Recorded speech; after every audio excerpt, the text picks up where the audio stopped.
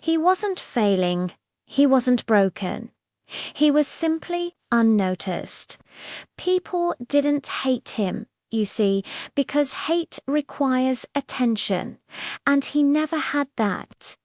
When he spoke, conversations just continued around him, as if he were a ghost in the room. When he tried something new, no one paused to watch. His name just blended into the background noise. The hardest part wasn't the rejection. It was never even being considered in the first place. It's a strange kind of loneliness, isn't it? To be surrounded by people but feel completely invisible. It's like shouting into a void where the sound just gets absorbed, leaving only silence behind. You start to wonder if you're even real, if your presence makes any difference at all. And at night, when the world finally went quiet, his mind didn't. It was a silent battle, fought in the dark. The question echoed relentlessly. Am I invisible, or am I just not enough? That question doesn't leave marks on your skin. You can't show it to anyone, but it drains you, piece by piece. It hollows you out from the inside. Most people surrender right there, and it's not because they're weak.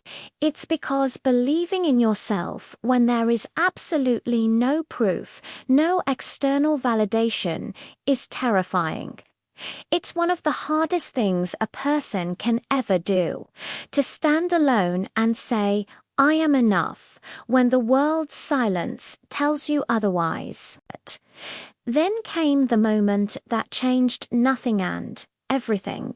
There was no dramatic event, no great loss, no sudden miracle, no round of applause. It was quiet. It was just a single thought that took root and refused to leave. If no one sees me, I'll build something impossible to ignore. From that moment on, he stopped waiting. He stopped asking the world for permission to exist, permission to matter. He decided that his value wasn't up for a vote. He was the one who would cast the deciding ballot for himself. That tiny shift in perspective was the real beginning. It was a silent declaration of independence. He started the work that no one claps for. He didn't chase fleeting feelings of motivation. He built solid, dependable routines. He didn't seek validation from others. He chose consistency for himself, day after day, with no audience, no encouragement, and absolutely no guarantees of success. It was just him and the work. Brick by brick, line of code by line of code, word by word. Just progress, stacked quietly in the dark. This is the part of the story that movies often skip, the unglamorous grind, the countless hours spent refining a craft that no one else even knows you're practicing. But this is where the foundation of greatness is laid. And then, slowly at first, the silence started to turn into noise. One day, people started watching it. Not because he made some grand announcement or begged for attention.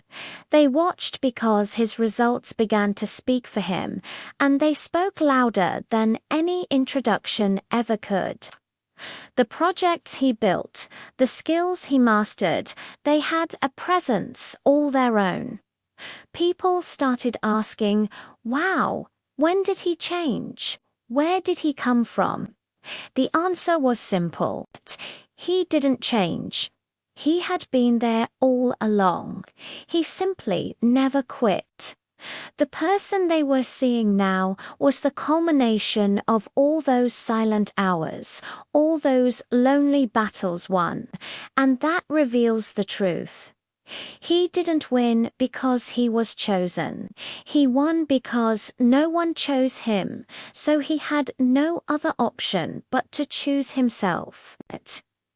If you feel overlooked right now, if you feel underestimated, forgotten, good, that's not the end. That's the perfect beginning. That's where the most unstoppable stories are born. This isn't about luck. This is the rise story.